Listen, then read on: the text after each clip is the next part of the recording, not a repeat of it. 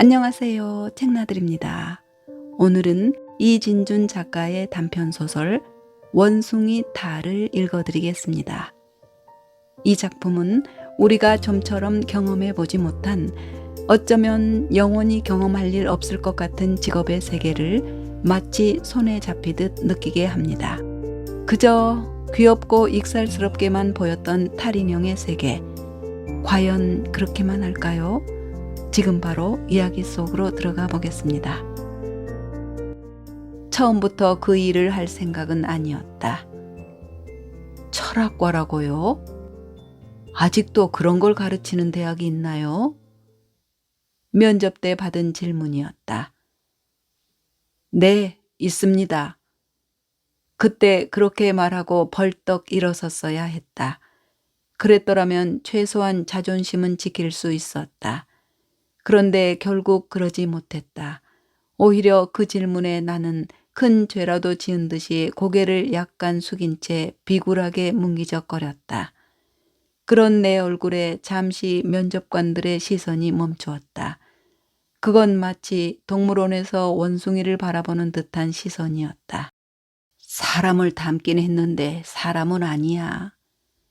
그들은 그렇게 고개를 갸우뚱하는 것 같았다. 내가 그 질문에 당황한 것만큼이나 그들은 나의 존재에 당황한 것 같았다. 그들은 그 어색한 상황에서 나만큼이나 마음의 평정을 유지하려 애쓰고 있었다. 그러나 그것으로 끝이었다. 그 다음 몇 마디 질문이 형식적으로 이어졌고 나는 형식적으로 대답했다. 그렇다고 그들을 나무랄 수만은 없었다. 애초에 철학이라는 걸 한다고 달려든 게 잘못이었다. 철학이 뭔지도 모르고 그냥 철학이라는 말에 끌려 지원했다. 그 말에는 뭔가 밀교적인 게 있어 보였다.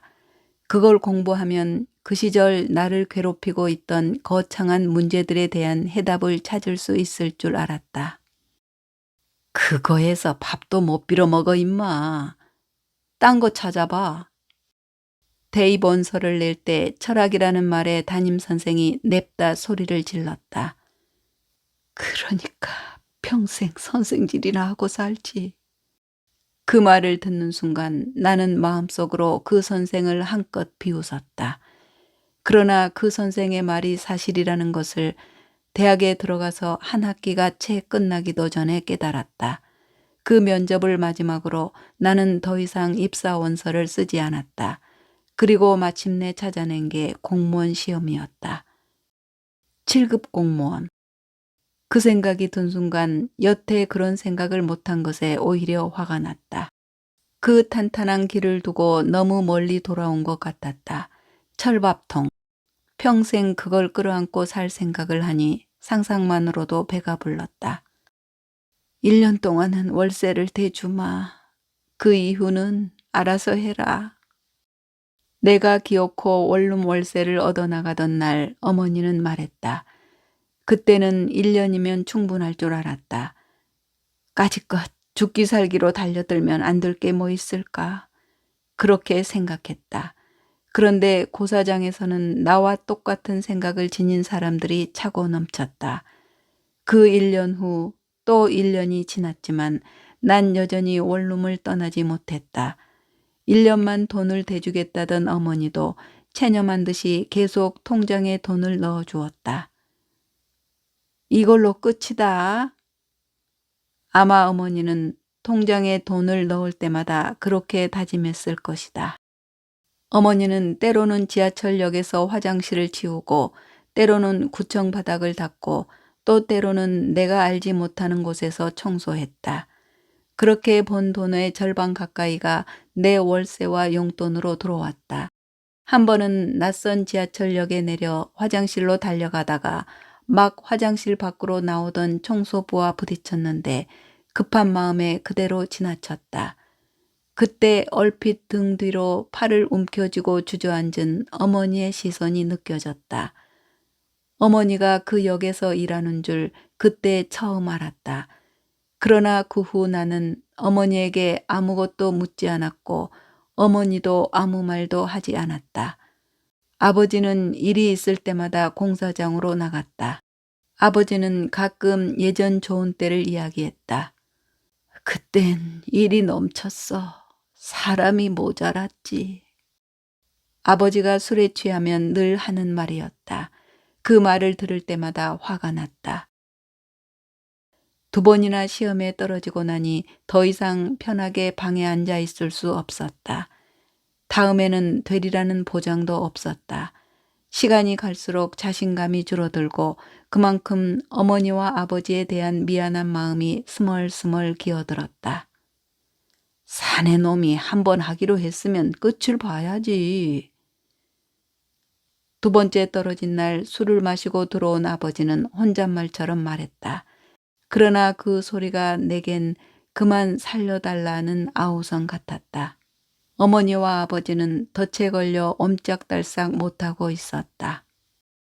나는 저분들에게 늪이고 덫이다. 그날 처음 그런 생각이 들었다.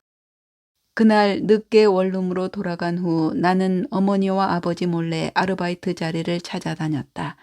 그리고 간신히 찾은 게 배달이었다. 배달이라면 해볼만 할 것 같았다. 대학 시절에 내가 주로 한 아르바이트는 식당이나 카페에서 서빙하는 일이었다. 그런 내게 오토바이를 타고 거리를 요란하게 질주하는 배달부들을 보면 이따금 아찔하면서도 스릴이 느껴졌다. 때로는 행주를 들고 탁자를 닦다가 창밖으로 굉음을 지르며 지나가는 오토바이를 보면 그대로 행주를 내팽개치고 뛰쳐나가고 싶었다. 신호등과 차선을 무시하고 달리는 그들은 내게 알게 모르게 선망의 대상이었다. 그들을 볼 때마다 나는 엉뚱하게도 중세의 기사를 생각했다. 그들은 말과 갑옷과 창 대신 오토바이와 헬멧과 철가방을 든 현대의 기사였다. 자, 내가 간다. 처음 오토바이에 오르던 순간 나는 마음속으로 그렇게 소리를 질렀다. 그리고 기사가 애마를 애무하듯이 오토바이를 한번 부드럽게 쓰다듬고는 어깨를 쭉 펴고 힘껏 시동을 걸었다.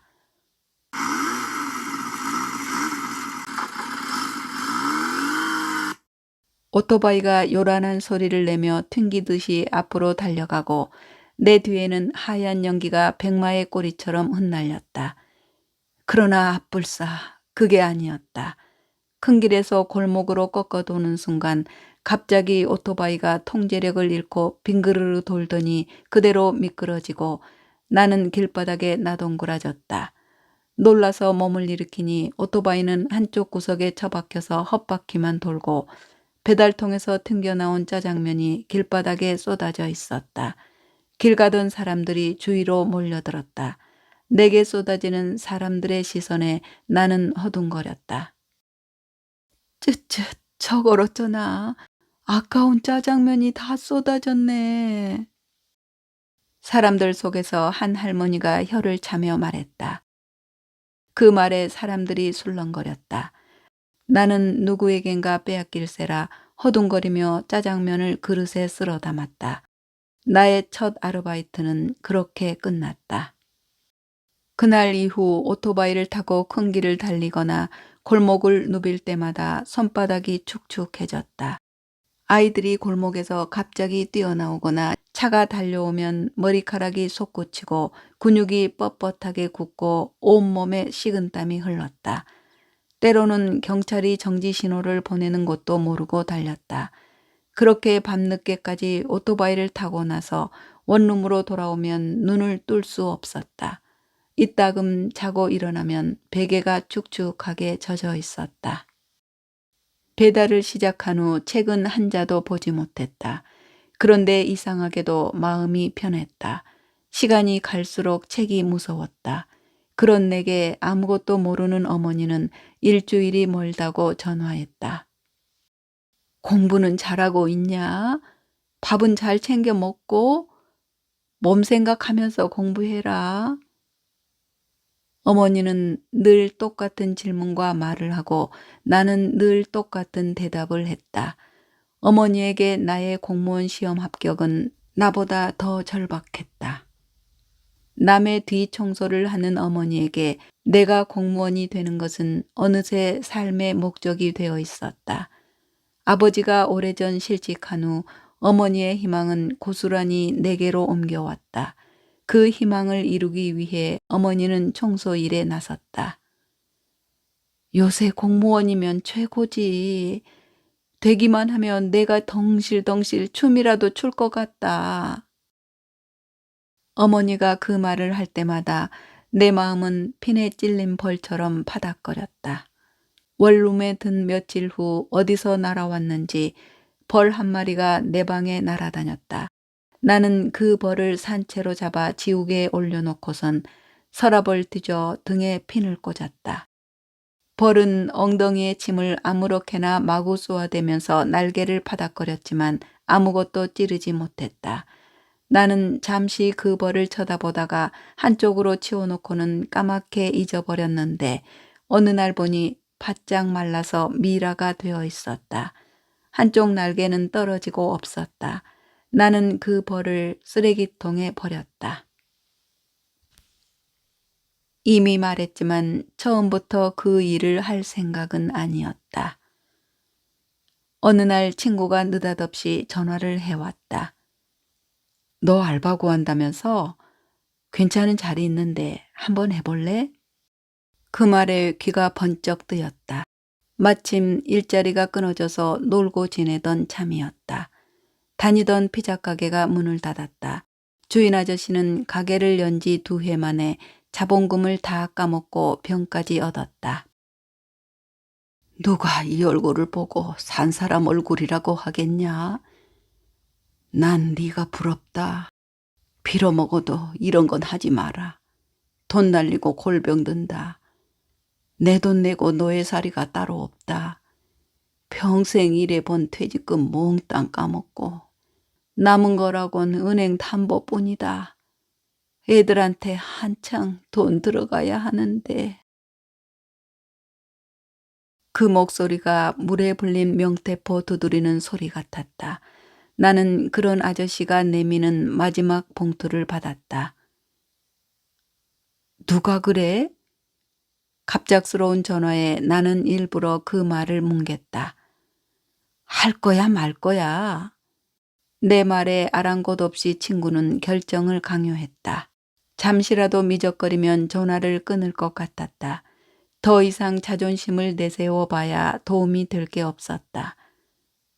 무슨 일인데? 일은 쉬워. 페이도 괜찮고. 놀고 먹는데 페이도 괜찮은 일이 어딨어, 새끼야. 정말이야. 구라치는 거 아니야? 내가 너한테 구라쳐서 뭐하냐? 하긴, 뭔데? 식당 개업하는데 탈을 쓰고 가게 앞에서 왔다 갔다 하면 돼. 그게 뭔데? 왜 길에서 보면 있잖아. 동물 옷 입고 돌아다니는 사람 말이야. 그거 쓰고 지나가는 사람들에게 재롱을 피우며 손님을 끌면 돼. 하루 10시간, 페이는 시급 1.5배고 점심하고 저녁은 식당에서 줘. 그게 다야? 그 말에 귀가 솔깃했다.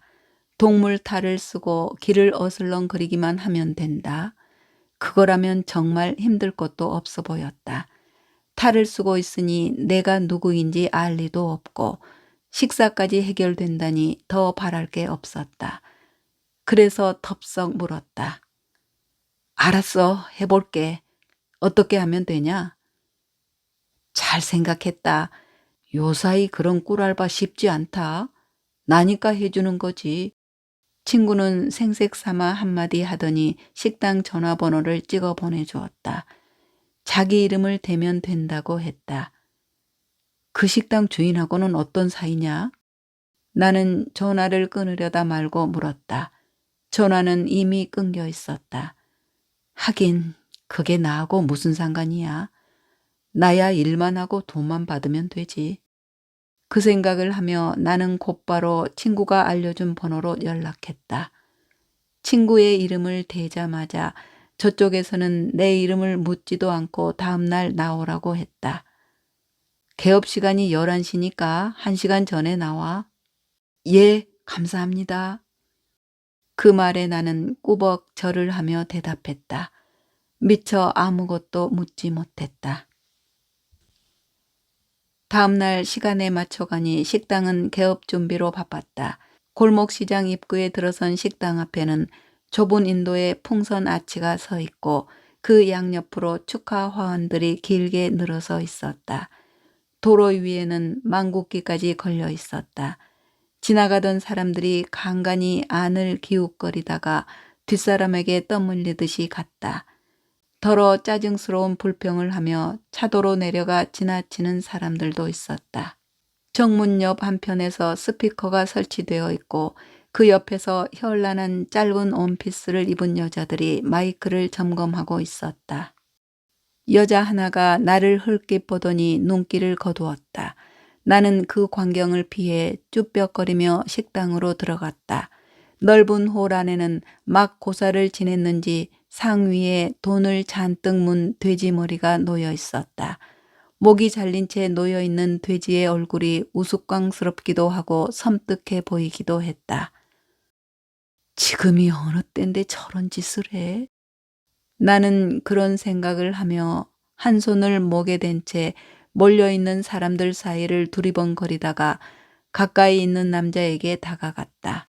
내가 친구의 이름을 대자 그 남자는 다짜고짜 나를 안으로 끌고 들어가더니 옷을 내놓았다.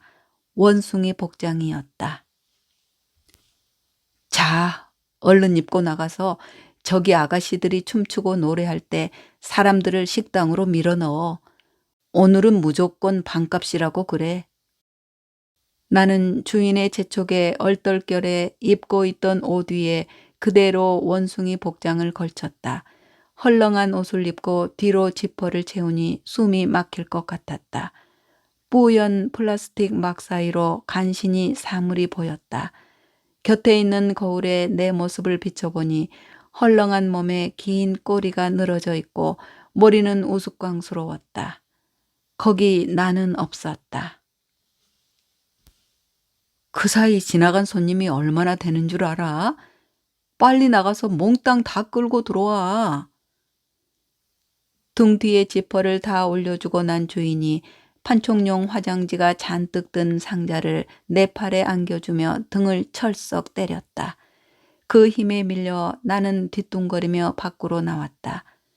내가 밖으로 나오자 스피커를 점검 중이던 여자들이 나를 보고 깔깔거렸다. 아저씨, 진짜 원숭이 같아요. 그 말에 나는 고개를 숙였다. 갑자기 머리가 덜컥거리며 앞으로 쏟아지고 아무것도 보이지 않았다. 나는 잠시 놀라서 허둥거렸다. 그것을 본 여자들이 다시 웃었다. 거리에 선 나는 어떻게 해야 할지 몰라 그냥 이리저리 두리번거렸다. 지나가던 사람들이 그런 내게 부딪히면 귀찮다는 듯이 밀치고 지나갔다. 그러다가 한 사람이 부딪히더니 비켜!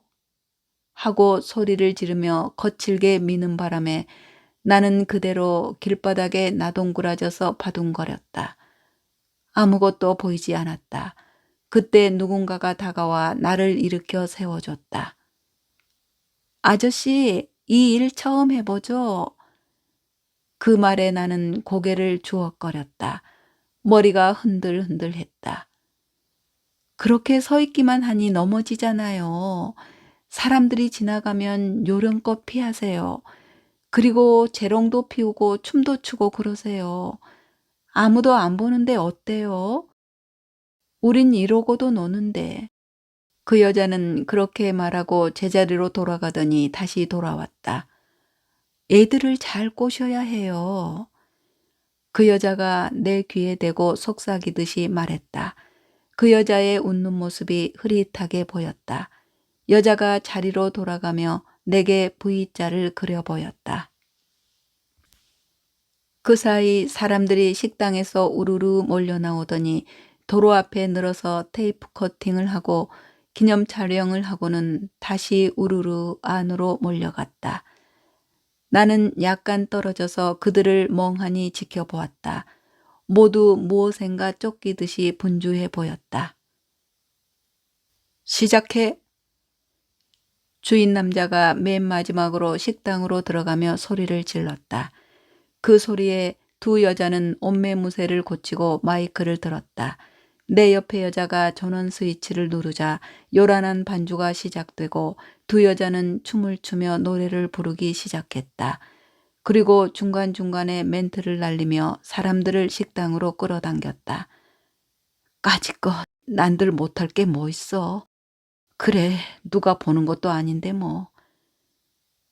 그 여자들의 자극받아 나는 뒤뚱거리는 동작으로 지나가는 사람들에게 인사를 하며 휴지를 내밀었다. 곰발바닥 같은 손으로 휴지를 집어 내미는 것은 생각보다 쉽지 않았다. 휴지가 자꾸 길바닥에 떨어졌다.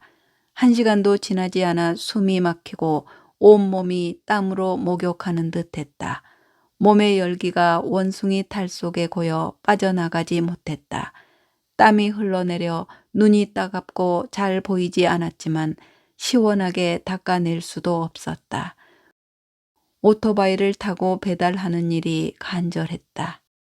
눈이 너무 따가워서 잠시 길 옆으로 벗어나서 손을 더듬거리며 탈의 지퍼를 벗겼다. 탈을 반쯤 벗어 가슴께에 걸치니 온몸에 찬바람이 밀려들면서 살 것 같았다.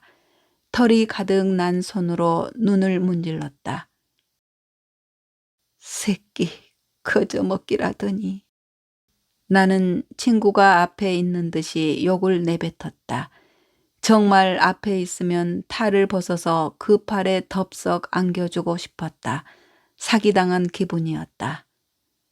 야, 옷은 왜 벗어?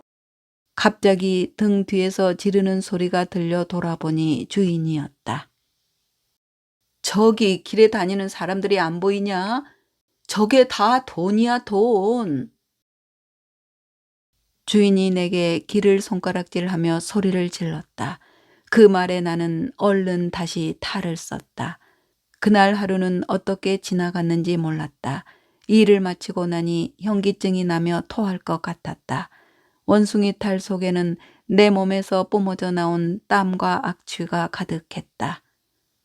똘똘한 애 하나 구해달랬더니 어디 그런 애를 보내. 장승을 세워놓아도 그놈보다는 낫겠다.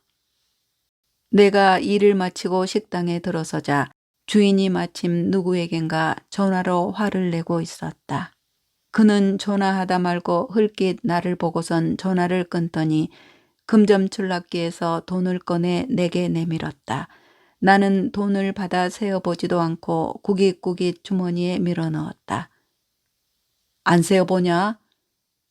맞겠죠 뭐. 너 참 돈 벌기 힘들겠다. 그 말을 하고 주인은 주방 쪽으로 가버렸다.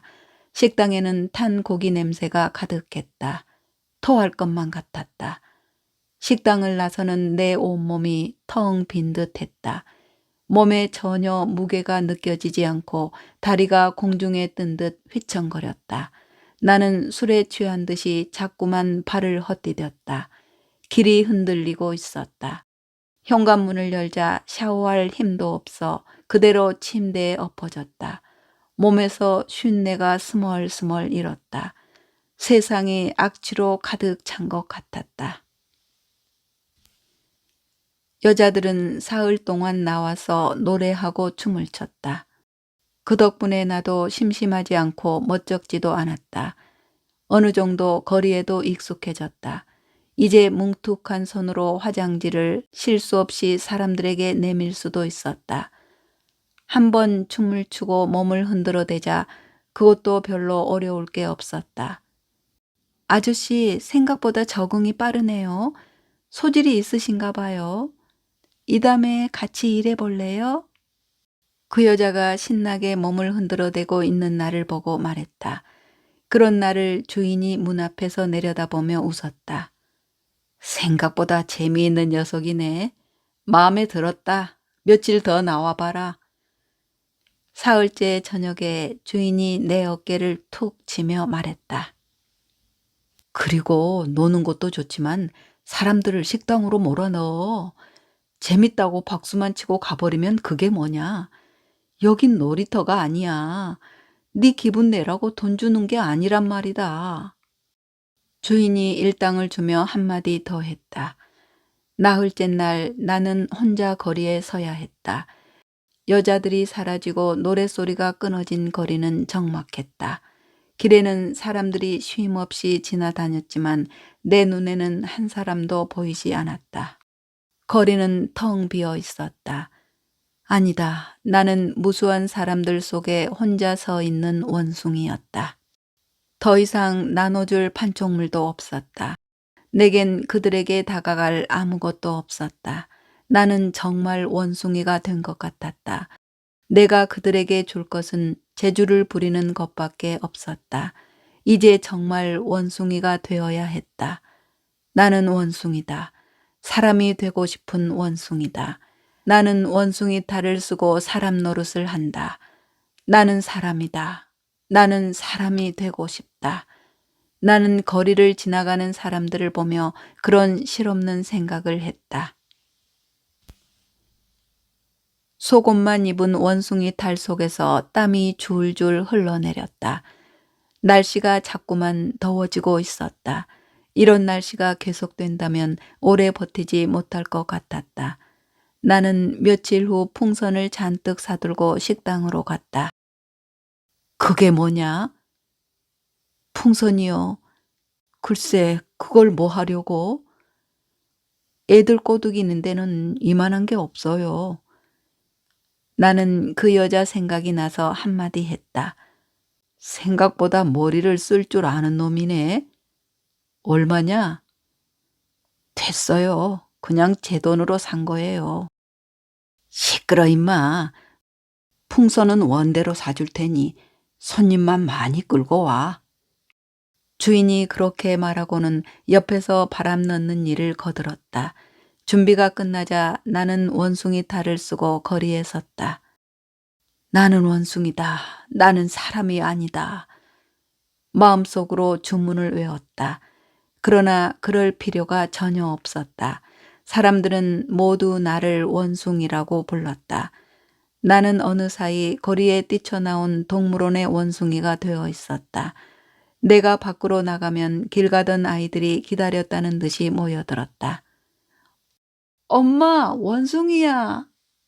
한 아이가 지나가다 말고 멈추어서는 신기한 듯이 나를 쳐다보았다. 아이의 까만 눈이 반짝였다. 내가 쳐다보자 아이는 엄마에게 쪼르르 달려가서 소리를 질렀다. 조심해. 가까이 가면 물지도 몰라. 엄마가 아이의 귀에 대고 속삭이는 소리가 들렸다. 나는 그런 아이를 향해 두 손을 높이 지켜들고 덤벼들듯이 소리를 질렀다. 그 소리에 아이가 깜짝 놀라더니 까르륵 웃었다.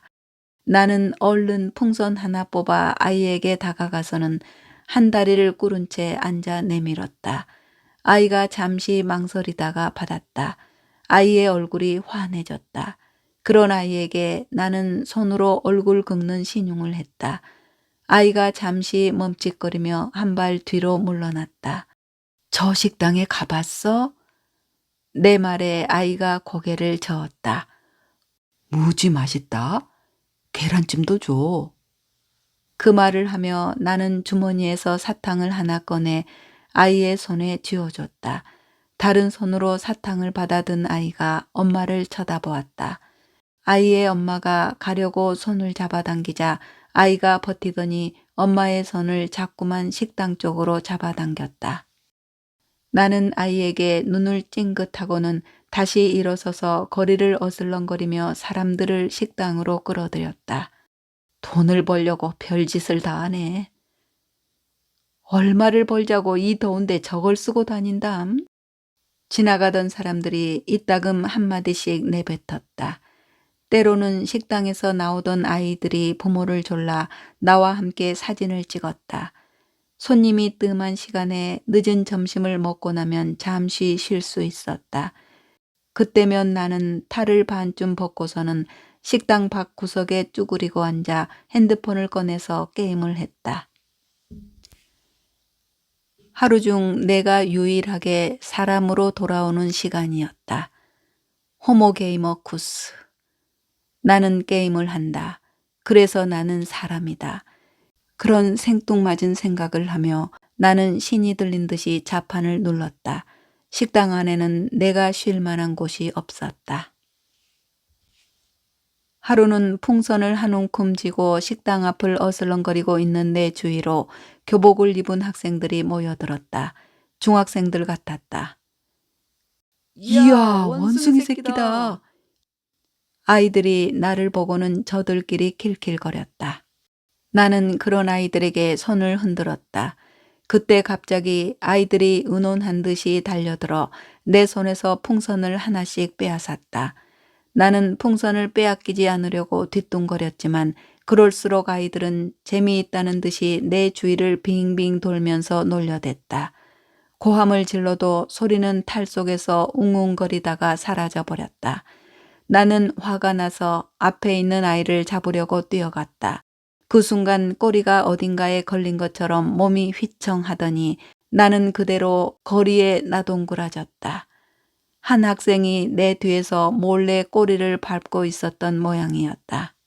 일어나려고 안간힘을 쓰는 나를 아이들이 깔깔거리며 웃으면서 발로 이리저리 굴렸다.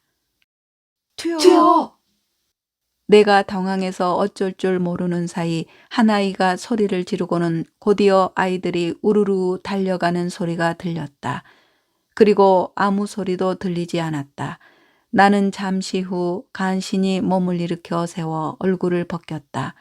사람들이 나를 에워싸고 신기한 듯이 쳐다보고 있었다.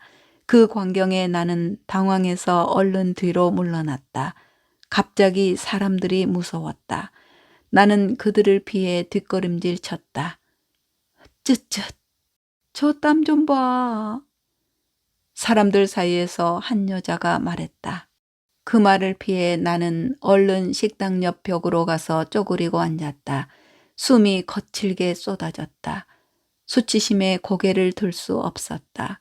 사람들이 모두 사라져 주기를, 아니면 내가 그 자리에서 증발해 버리기를 간절히 바랐다. 오빠! 그때 내 귀에 그 소리가 들렸다. 익숙한 목소리에 고개를 드니 동생이 내 앞에 서 있었다.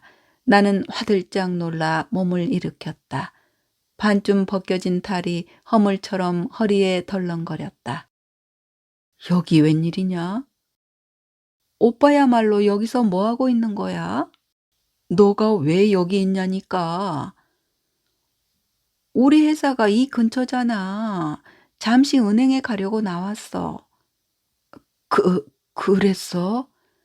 나는 더듬거렸다. 동생은 지난 겨울에 졸업하자마자 운 좋게 작은 회사에 계약직으로 들어갔다. 그런 동생이 다니는 데가 어딘지 한 번도 물어본 적 없었다. 오빠가 이러는 거 엄마도 알아? 절대 말하지 마. 알았지? 나는 동생에게 사나운 목소리로 말했다. 엄마가 얼마나 기다리고 있는데 어떻게 하려고 그래? 내가 알아서 해. 그러니 아무한테도 말하지 마. 내 말에 동생은 머뭇거렸다. 그냥 경험 삼아 해보는 거야. 아는 사람이 하는 식당인데 도와달라고 해서 모른 척 할 수도 없고. 동생을 무마시키기 위해 뻔한 거짓말을 했다. 알았어. 아무 말도 안 할게. 동생은 마지못한 듯이 말했다. 얼굴 펴. 이 일이 어떻다고 그래? 나름 재밌어. 젊을 때 무슨 일을 못하냐? 소크라테스가 그랬어. 너 자신을 알라. 그래서 난 지금 내가 누군지 알아보는 중이야. 어때? 이 철학자의 말씀이? 나는 제법 너스레까지 떨었다. 나를 쳐다보는 동생의 얼굴에는 금방이라도 울음이 터질 것 같았다. 나는 그런 동생을 떠밀다시피 보내고 다시 탈을 뒤집어 썼다. 나는 탈 밖으로 나오고 싶지 않았다. 나는 번데기처럼 탈 속으로 몸을 잔뜩 말아 넣었다. 식당은 저녁이면 빈자리가 없을 정도로 사람들이 붐볐다. 주인은 동작이 크고 성격이 시원시원했지만 호락호락하지는 않았다. 그의 호탕해 보이는 성격 뒤에서는 이따금 매 눈 같은 것이 번뜩였다.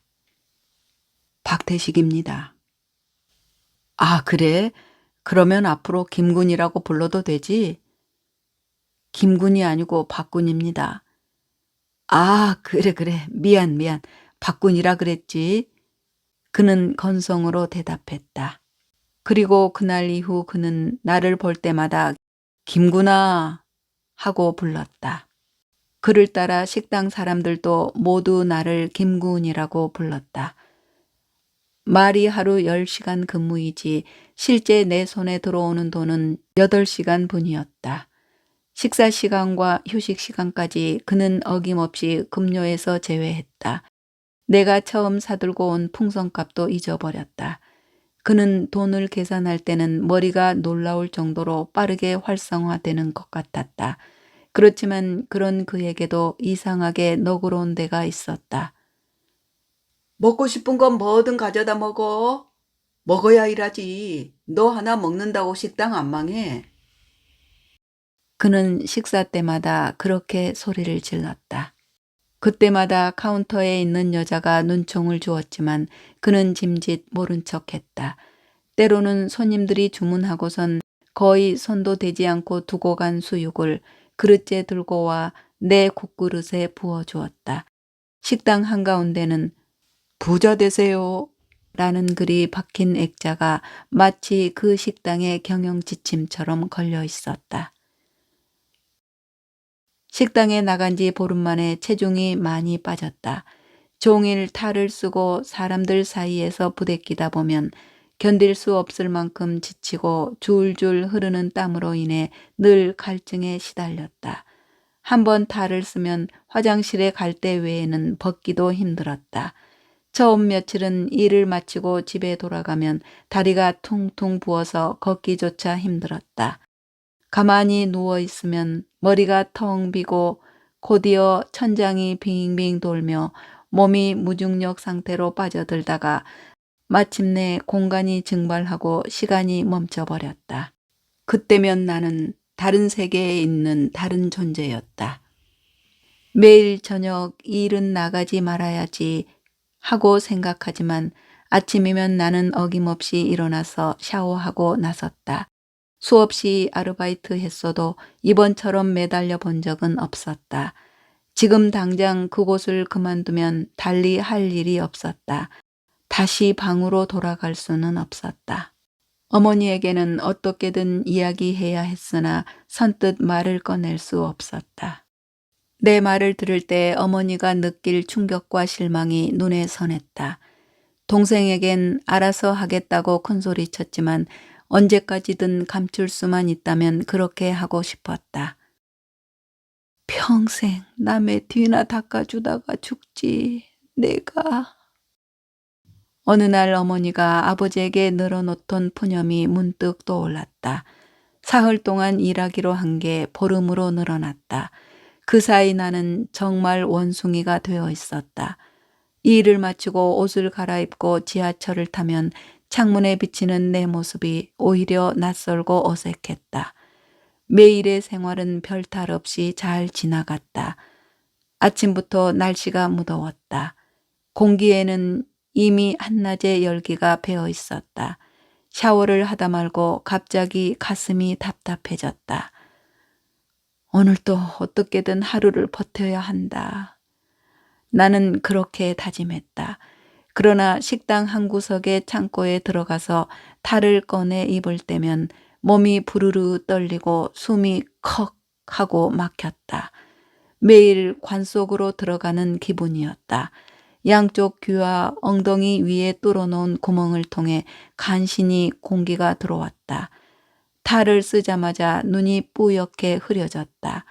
가끔 지퍼를 열어 공기를 바꿔 주어야 그나마 숨을 쉴 수 있었다. 밖에서 놀지만 말고 손님을 끌고 들어와. 주인은 여느 날과 마찬가지로 탈을 쓰고 나가는 내 등 뒤에 대고 소리를 질렀다. 그 말이 더위를 몰고 탈 속으로 파고들었다. 현기증이 날 것 같았다. 오후 휴식 시간이 끝나고 나는 다시 탈을 쓰고 거리로 나왔다. 해가 머리 위를 지나 기울고 있었다. 나는 사람들 사이를 분주하게 헤집고 다니면서 식당으로 끌어들였다. 퇴근 시간이 다가오면서 길에는 사람들이 붐볐다. 한 무리의 손님이 식당 앞으로 몰려와 머뭇거렸다. 처음 오는 손님들 같았다. 맛없으면 전액 환불입니다. 나는 얼른 다가가 그들을 식당으로 끌어당겼다. 내 모습을 쳐다보던 사람들이 웃더니 한번 들어가 볼까? 하며 올라섰다. 맛있게 드십시오. 나는 그 사람들의 등 뒤에 대고 소리를 질렀다. 그때 막 안으로 들어가던 한 손님이 나를 돌아보며 말했다. 아까부터 벨이 울리는데 한번 받아보지. 그 말에 나는 주머니를 뒤졌다. 오빠, 큰일 났어. 전화를 받자마자 동생의 목소리가 들렸다. 동생은 울고 있었다. 나는 가슴이 쿵 하고 내려앉았다.